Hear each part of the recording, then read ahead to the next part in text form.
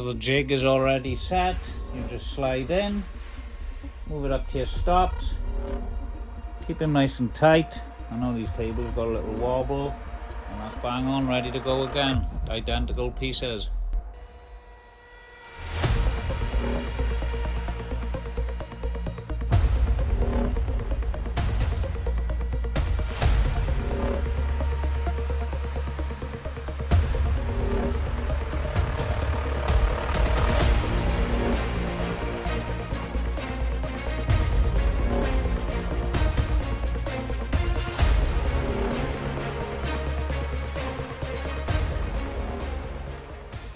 So there we have it, floating shelving, uplights and downlights built into the floating shelves.